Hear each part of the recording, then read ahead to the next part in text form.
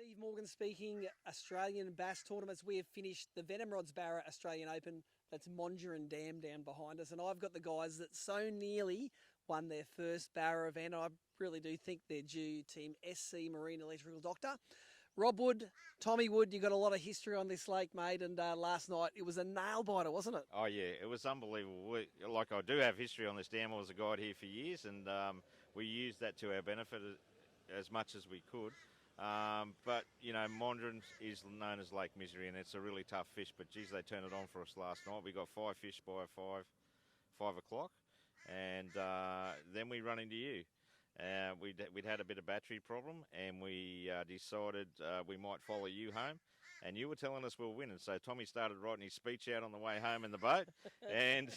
And we got back to the main basin, and then you said, Jake's just loaded another 2 fish. So you said you better go and get another one. So we went down, and Tommy hooked one straight away. Unbelievable, in really tight coverage.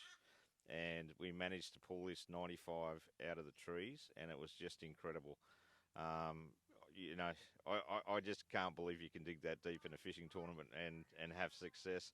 We got back to you guys, sat around with you guys, 500 grams out of it. You know, all credit to the Schwerins. They did well too. You know, they fished Awoonga sensationally, and we were just, you know, very lucky to come close. Yeah. It's amazing, isn't it? You know the feeling at the end of the fishing tournament, and all you guys know it as well, that a tournament fisherman, you got half an hour to go. It's like, come on, big one, jump on. And did you shit yourself when you got the big one on in that tree? Oh, yeah, I was shaking like a leaf. When I hooked it, I was just like, you got to be kidding me. Let's rewind a little bit, because at the start of the day, you guys were 20 kilos behind the leader, but Jake hadn't got a limit the day before, and to be fair, you hadn't got a limit the day before either. You needed one big fish to get it cracking for you. Tell us about that first fish you got.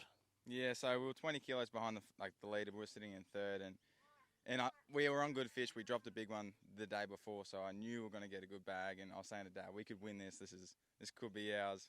And yeah, we went to our first couple of spots, and there was nothing there. So sort of stressing out a little bit, and it was about, I think, 3:30.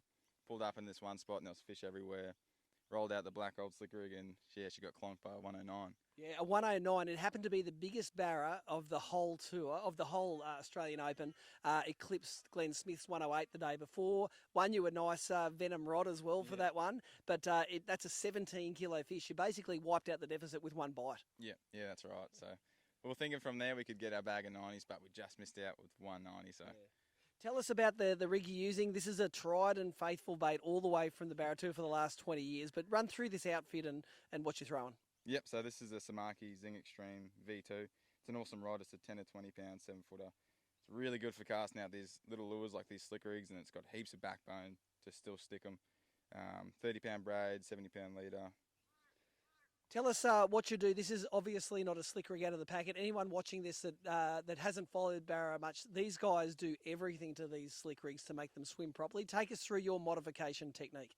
Yeah, so first off, you just rip the stock hook out of your slick rig, and we use a soldering iron, just melt down each side of the tail, just until they flop right over. Thin? Yeah, thin it out. Yep. And then we punch a hole through the guts with the soldering iron, third rib back, put the new TT heads in, and rig them up with a split ring and a sting hook on the bottom. And that thing, it's got 4 points on the hook. Yeah. Somehow the barra can still get off, can't they? Yeah, they still miss it. You'll have chafe 6 inches up your leader, and they still miss it.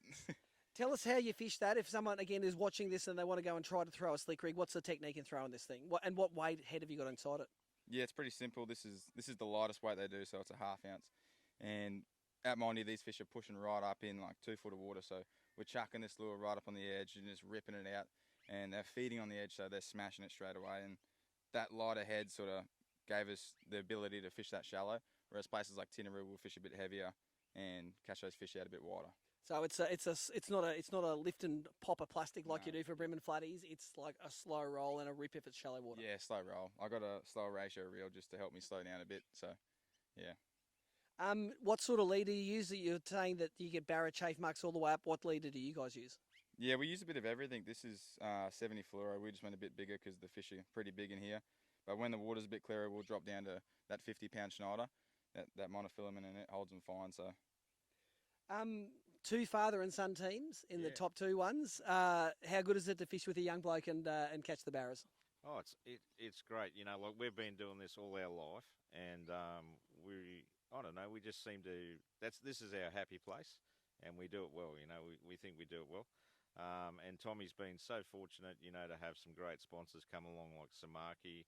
We've got Garmin products on our boat, and you know, this new LifeScope technology has just opened up a whole new way of fishing. You know, I always say to the guys, you know, I was a barra guide for years, and I reckon once the live scope come along, I could write off 99 things out of 100 that I thought I knew about barra fishing. It's just completely changed the game, and you know, and with the new products that we're lucky enough to use from Samaki, some of the techniques that Tommy's worked out, you know, because he's you know, I've taught him everything I know, and then he's just like taken that to a new level.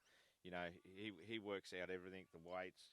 What, you know, with the live scope, he can work out when these Samaki redics are falling down. These were great at Awoonga, by the way, and you know, he'll use a monofilament line if he doesn't want it to go too deep. He'll use like a 50-pound fluoro if he wants it to suspend down into 13 to 15 feet of water.